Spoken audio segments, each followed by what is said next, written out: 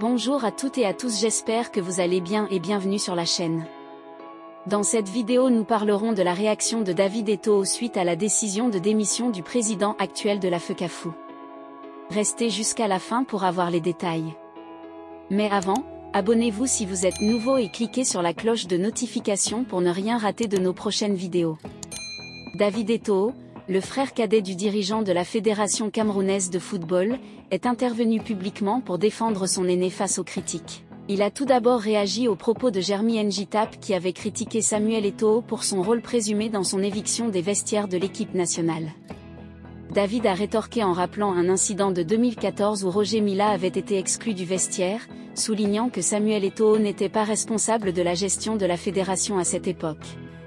Il a accusé certains de mener une campagne de diffamation contre Samuel Eto'o, tout en promettant une résistance face à ces attaques. Roger Milla expulsé du vestiaire des Lions indomptables en 2014 parce qu'on avait estimé qu'il n'avait rien à faire là. Ce n'est pas Eto'o qui gérait la FECAFOOT. Vous avez lancé l'opération destruction de Samuel Eto'o, vous allez trouver le front des résistance, a déclaré David Eto'o. Dans sa défense, David a également partagé des images montrant l'équipe nationale recevant des soins attentifs, depuis leur vol jusqu'à leur atterrissage, pour contrecarrer les accusations de mauvaise gestion et de malversation financière au sein de la fédération. La réaction des internautes camerounais ne s'est pas fait attendre, soulignant que la gestion de la fédération devrait être transparente et ouverte aux critiques. Ils ont exprimé leur inquiétude quant à l'implication excessive de Samuel Eto'o dans les affaires quotidiennes de l'équipe, arguant que, malgré son statut de joueur légendaire, cela ne le qualifie pas automatiquement pour des rôles de gestion ou d'entraîneur.